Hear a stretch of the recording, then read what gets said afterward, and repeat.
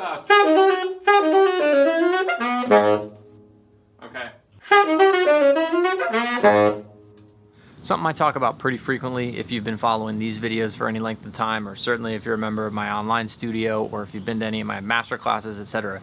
A huge thing for me is transcribing. And when I talk about transcribing, I don't mean writing it down. I just mean the act of copying music by ear and playing along with it, you know, as accurately as possible.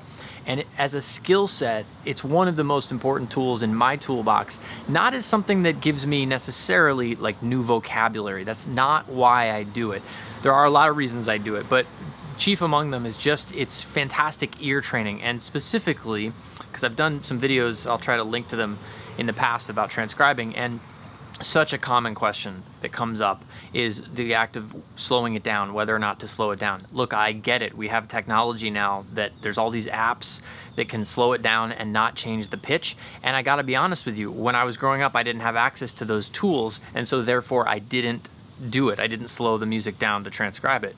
And I don't know if I were growing up or doing it, you know, starting today, and I had access to those tools, I don't know if I would use them. Maybe I would, but I'm here to tell you as somebody who didn't use them that I've seen extraordinary benefits from that, meaning from not using any tool to slow down the music. And although it's difficult at first, the act of being able to transcribe music in real time is a huge asset to performing and being able to improvise and play what you hear. So the whole idea of improvising eventually, right? The goal is that the instrument disappears and you just have this vehicle to effectively communicate what it is you're hearing, the ideas in your head musically, and instantly, spontaneously put them out through your instrument of choice. So what is that? That is transcribing. That is transcribing the thoughts in your mind and putting them out. I mean, there's probably a better word for it, so, you know, forgive me, but I'm just using the one that we all tend to gravitate toward. So that practice of hearing an idea, having an idea, and being able to instantly translate it to your instrument and put it, you know, basically from internal to external, that's the thing. So whether it's learning, all the music that I've learned for Snarky Puppy has been through transcribing, whether it's their existing recordings or demos when we're going into a recording session, it's all by ear. And recently this week I was doing a recording session for a TV show, and when I showed up at the studio, there were no charts. I mean, there could have been, but they would have been very messy from like Pro Tools or Logic or whatever the heck the composer was working in.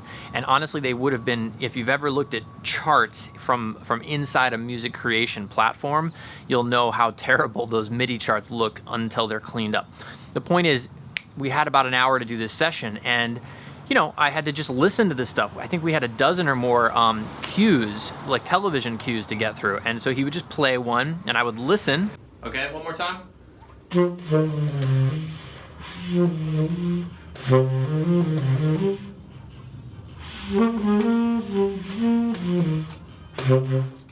One more time, maybe a little bit more. Can you give me a little more of the fake sax?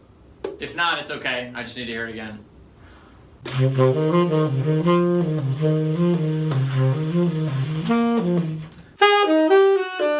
that it?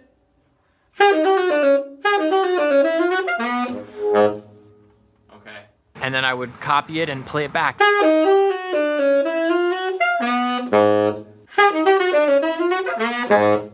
And I couldn't ask him, I mean, I could have, but this would have been really lame if I'd asked him to slow it down.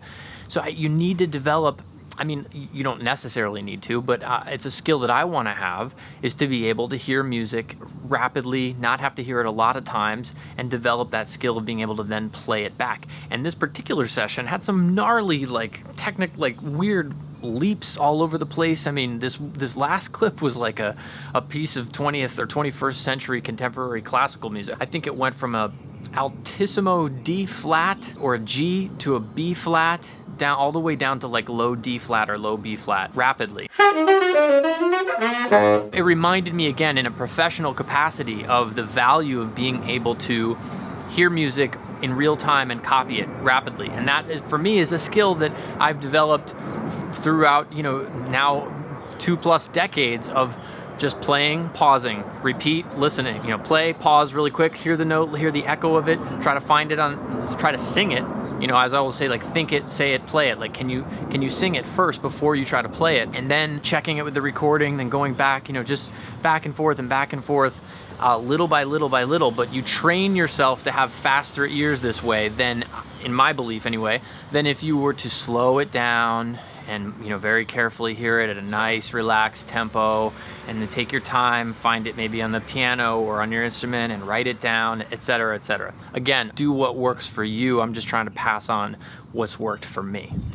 So I got a fair amount of questions about these calendars and these post-it notes on the walls. Just in the interest of time, I'll jump into that in the next video. Also, the nice folks at Rovner, does anybody know how this is actually pronounced? I've been playing these ligatures for more than 20 years. I still don't know if it's Rovner or Rovner. They sent me some new ligatures here, which I have been, this one's kind of crazy, I have been trying out. Each one has like instructions, and also I tried this guy right here. Somebody gave this to me while I was on tour. I'm pretty much a creature of habit with the gear I use, but it is fun to check in with different things now and again. Speaking of gear, another question I've gotten a lot is, how's the case working out? This BAM cabine case. It's working out really well. The main benefit for me, especially traveling around Europe for 3 weeks, was on all the little airlines that we traveled on, etc. You can't see this thing when it's on your back. That's my favorite part about it. I was a little concerned about, like, will it be strong enough? Is it durable enough? But I had it with me all the time, in and out of hotels and gigs and planes and trains and everything all day for 3 weeks. I mean, I've been using it for months actually, but I feel like this tour in Europe, I really got a chance to give it the good test, and I'm totally happy with it. My only complaint is that the latches do come undone sometimes when, of course, you don't want them to, and that's a bit of a pain. But I never, you know, so far, I never had it happen where, like, more than one latch came undone at a time. So far, so good. And even when I connected with Snarky and I was showing the case to Chris Bullock, Chris uses a Mike Manning case, as does Ben Wendel. No worries. Next time for sure.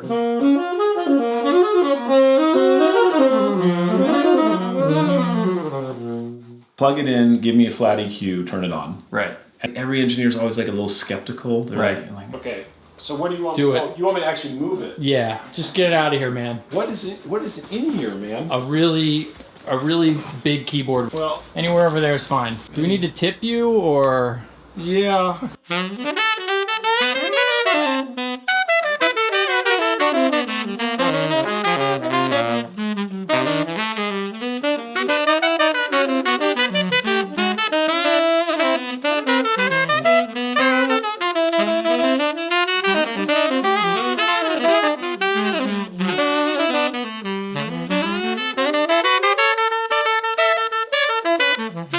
Check it out. All right, and if I were wearing, if I have like a sweatshirt, normally when I'm, you know, traveling airplanes and stuff, I have a sweatshirt or something, and just put that puppy over here. What's saxophone? Just got my laptop bag, that's all I've got. Thank you very much. I'll just be getting on the plane now.